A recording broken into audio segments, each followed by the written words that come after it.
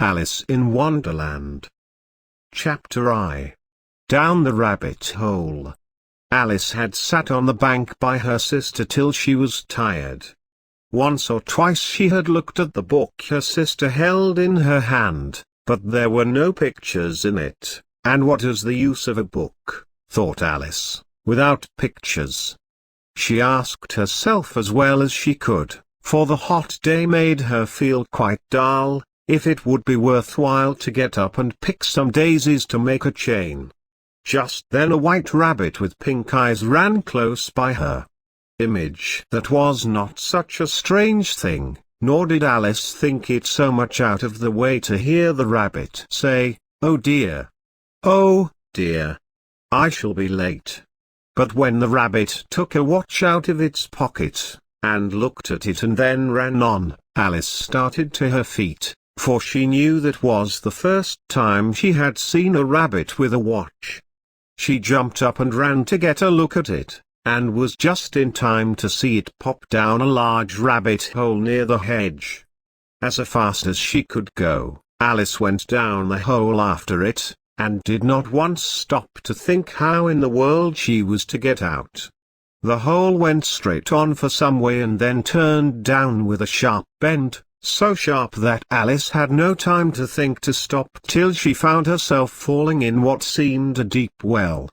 She must not have moved fast, or the well must have been quite deep, for it took her a long time to go down, and as she went she had time to look at the strange things she passed. First she tried to look down and make out what was there, but it was too dark to see. Then she looked at the sides of the well and saw that they were piled with bookshelves. Here and there she saw maps hung on pegs. She took down a jar from one of the shelves as she passed.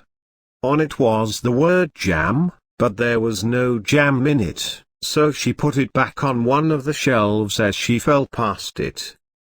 Well, thought Alice to herself, after such a fall as this, I shall not mind a fall downstairs at all. How brave they all think me at home. Why, I wouldn't say a thing if I fell off the top of the house. Which I dare say was quite true. Down, down, down. Would the fall never come to an end? I should like to know, she said, how far I have come by this time. Wouldn't it be strange if I should fall right through the earth and come out where the folks walk with their feet up and their heads down? Down, down, down. Dinah will miss me tonight, Alice went on. Dinah was the cat. I hope they think to give her milk at tea time. Dinah, my dear. I wish you were down here with me. There are no mice in the air. But you might catch a bat, and that's much like a mouse, you know. But do cats eat bats? And here Alice must have gone to sleep, for she dreamed that she walked hand in hand with Dinah, and just as she asked her, "Now, Dinah, tell me the truth, do you eat bats?" All at once, thump, thump. Down she came on a heap of sticks and dry leaves, and the long fall was over. Alice was not a bit hurt, but at once jumped to her feet. She looked up, but all was dark there. At the end of a long hall in front of her the white rabbit was still in sight. There was no time to be lost, so off Alice went like the wind, and was just in time to hear it say, "Oh, my ears, how late it is." Then it was out of sight. She found she was in a long hall with a low roof, from which hung a row of lighted lamps. There were doors on all sides, but when Alice had been all round and tried each one, she found they were all locked. She walked back and forth and tried to think how she was to get out. At last she came to a stand made all of glass. On it was a tiny key of gold, and Alice's first thought was that this might be a key to one of the doors of the hall, but when she had tried the key in each lock, she found the locks were too large or the key was too small, it did not fit one of them. But when she went round the hall once more she came to a low curtain which she had not seen at first, and when she drew this back she found a small door, not much more than a foot high. She tried the key in the lock, and to her great joy it fitted. Alice found that the door led to a hall the size of a rat hole. She knelt down and looked through it into a garden of gay flowers. How she longed to get out of that dark hall and near those bright blooms, but she could not so much as get her head through the door, and if my head would go through, thought Alice, it would be of no use, for the rest of me would still be too large to go through. Oh, how I wish I could shut up small. I think I could if I knew how to start. There seemed to be no use to wait by the small door, so she went back to the stand with the hope that she might find a key to one of the large doors, or maybe a book of rules that would teach her to grow small. This time she found a small bottle on it which I am sure was not here just now, said Alice, and tied round the neck of the bottle was a tag with the words "Drink me" printed on it.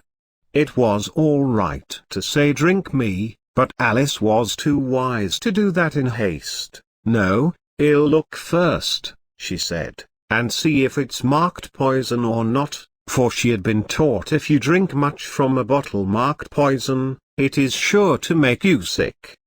This had no such mark on it, so she dared to taste it, and as she found it nice it had, in fact, a taste of ice cream, roast fowl, and hot toast. She soon drank it off. "How strange I feel," said Alice. "I am sure I am not so large as I was." And so it was, she was now not quite a foot high, and her face lighted up at the thought that she was now the right size to go through the small door and get out to that lovely garden. Poor Alice. When she reached the door she found that she had left the key on the stand, and when she went back for it, she found she could by no means reach it. She could see it through the glass, and she tried her best to climb one of the legs of the stand, but it was too sleek, and when she was quite tired out, she sat down and cried. "Come, there's no use to cry like that," Alice said to herself as stern as she could speak. "I tell you to leave off at once." Soon her eyes fell on a small glass box that lay on the floor. She looked in it and found a tiny cake on which were the words "Eat me," marked in grapes. "Well, I'll eat it," said Alice, "and if it makes me grow tall, I can reach the key. And if it makes me shrink up, I can creep under the door, so I'll get out some way." So she set to work and soon ate all the cake. Chapter A. The Pool of Tears. How strange. "Oh my," said Alice, "how tall I am, and all at once, too. Goodby, feet." For when she looked down at her feet they seemed so far off, she thought they would soon be out of sight. "Oh, my poor feet, who will put on your shoes for you now, dears? I'm sure I shan't do it. I shall be a great deal too far off to take care of you. You must get on the best way you can, but I must be kind to them," thought Alice, "or they won't walk the way I want to go. Let me see, I'll give them a pair of new shoes each Christmas." She stopped to think how she would send them. They must go by the mail, she thought, and how funny it seemed to send shoes to one's own feet. How odd the address will look. Alice's right foot, Esk, hearthrug, near the fire. With Alice's love. Oh dear, there's no sense in all that.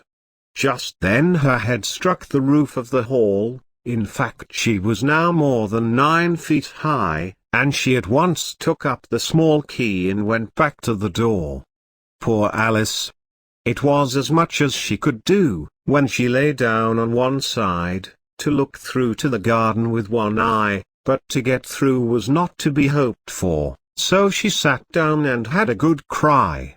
"Shame on you," said Alice. "A great big girl like you, she might well say this to cry in this way. Stop at once, I tell you." But she went on all the same, and shed tears till there was a large pool all round her, and which reached halfway down the hall. At last she heard the sound of feet not far off. Then she dried her eyes in great haste to see who it was. It was the White Rabbit that had come back, dressed in fine clothes, with a pair of white kid gloves in one hand, and a large fan in the other. He trotted on in great